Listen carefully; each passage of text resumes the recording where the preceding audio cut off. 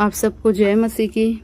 आज हम सीखेंगे एक ऐसे व्यक्ति के बारे में जिसने कठिन परिस्थितियों में भी परमेश्वर को नहीं छोड़ा। उसका नाम था दानियल। मेरे प्रियो, आज हम बात करेंगे एक ऐसे परमेश्वर के दास की जिसने कभी प्रार्थना करना नहीं छोड़ा।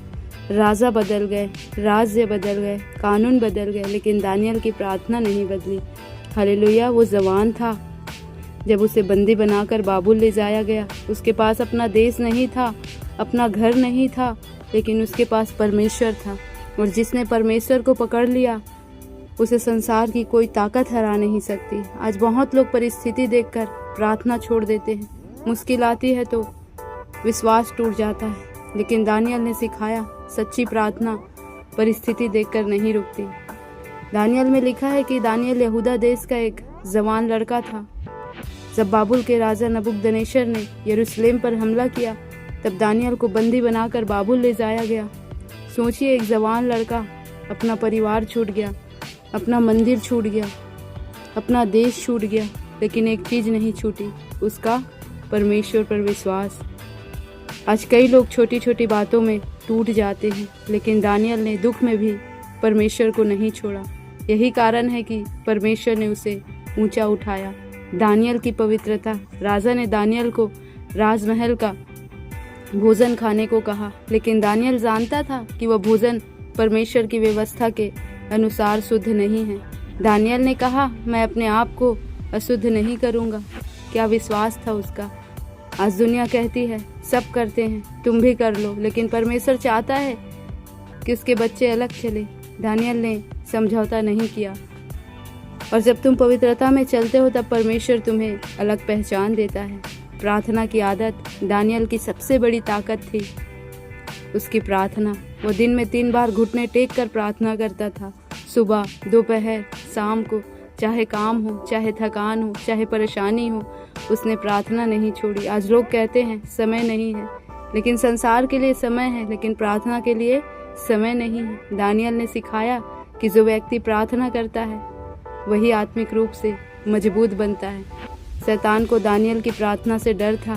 दानियल ऊंचे पद पर था, बाकी लोग उससे जलते थे।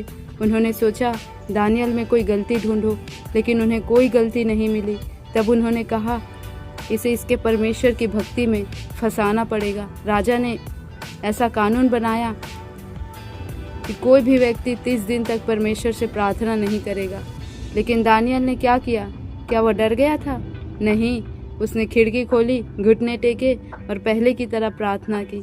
यही सच्ची विश्वास है। शेरों की मांद, दानियल को पकड़ लिया गया। राजा दुखी था क्योंकि वह दानियल से प्रेम करता था, लेकिन कानून बदल नहीं सकता था। दानियल को शेरों की मांद में डाल दिया गया।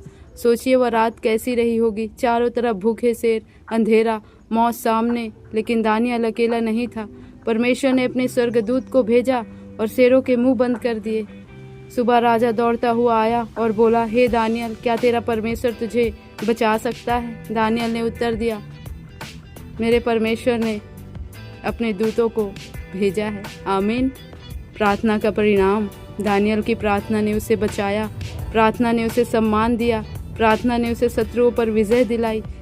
जब तुम सच्चे मन से प्रार्थना करते हो, परमेश्वर रास्ता बनाता है, बंद दरवाजे खुलते हैं, डर खत्म होता है, आत्मिक शक्ति मिलती है। प्रार्थना केवल शब्द नहीं है, प्रार्थना स्वर्ग से जुड़ने का रास्ता है। आज परमेश्वर आपसे पूछ रहा है, क्या तुम दानियल की तरह प्रार्थना करोगे? क्या तुम परिस्थिति देखकर नहीं, विश्वास देखकर चलोगे? हो सकता है आज तुम्हारे जीवन में भी शेरों की मांद जैसी समस्या हो, लेकिन याद रखो, जिस परमेश्वर ने दानियल को बचाया वही परमेश्वर आज भी जीवित है। हालेलुया। अगर तुम विश्वास से प्रार्थना करोगे तो परमेश्वर तुम्हारे लिए भी रास्ता बनाएगा। प्रभु इस वचन के द्वारा आप सबको आशीष दे। God bless you. जय मसीह की।